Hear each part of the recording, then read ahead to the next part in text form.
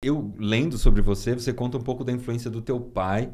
Eu queria que você falasse um pouco sobre isso, porque para mim foi muito importante. O Manual do Mundo é o que é hoje, muito pelo jeito de ensinar que meu pai me ensinava.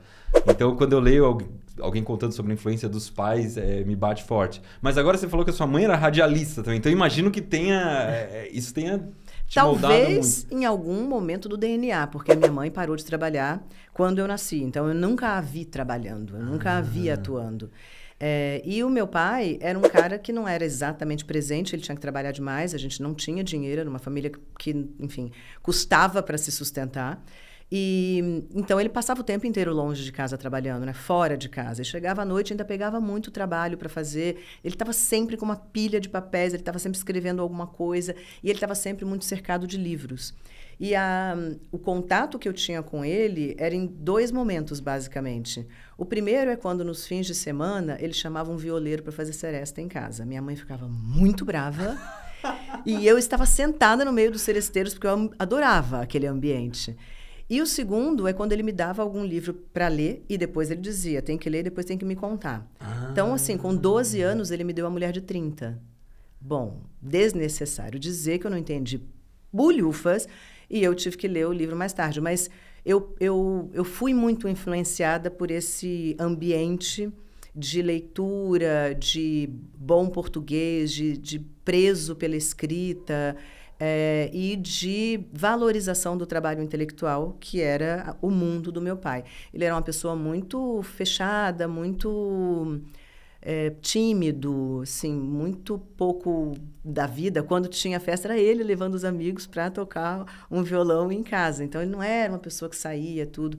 E eu tenho um pouco dessa personalidade, por incrível que pareça. Eu sou muito tímida, eu sou muito introspectiva. E, então, para mim, sempre foi muito difícil estar exposta em grandes situações, sabe? De situações de muita gente. Por isso que eu comentei que eu fui dar uma aula hoje, e é uma aula presencial, eu estava no palco, 80 mulheres, eu tenho que levar alguma coisa aí, eu me agarro ela, eu fico, sabe? Eu ainda hoje fico nervosa com essas É situações. muito doido ouvir você falando isso.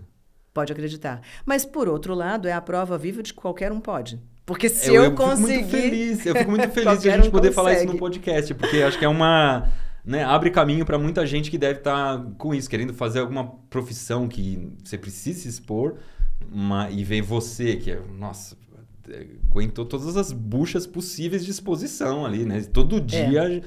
Chegou uma época da minha vida que você estava no jornal, eu te via todo santo dia. Para mim era uma pessoa que Entrava na sua que casa. entrava na minha casa todo dia e super importante pro país todo. Então, Mas tudo é treinamento, né? Eu me acostumei muito a falar com a lente.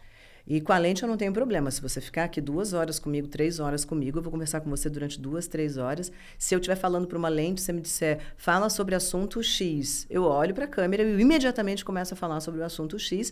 E ao mesmo tempo em que a minha cabeça vai fazendo download de informações que eu adquiri ao longo da vida, eu vou falando. Eu estou muito acostumada com alguém falando no meu ouvido e dizendo agora para tal coisa, agora passa para tal notícia, agora... Ih, chegou um negócio de última hora aqui. Então, eu sei ouvir e falar ao mesmo tempo, inclusive a voz de dentro da minha cabeça, que fala comigo e eu vou falando.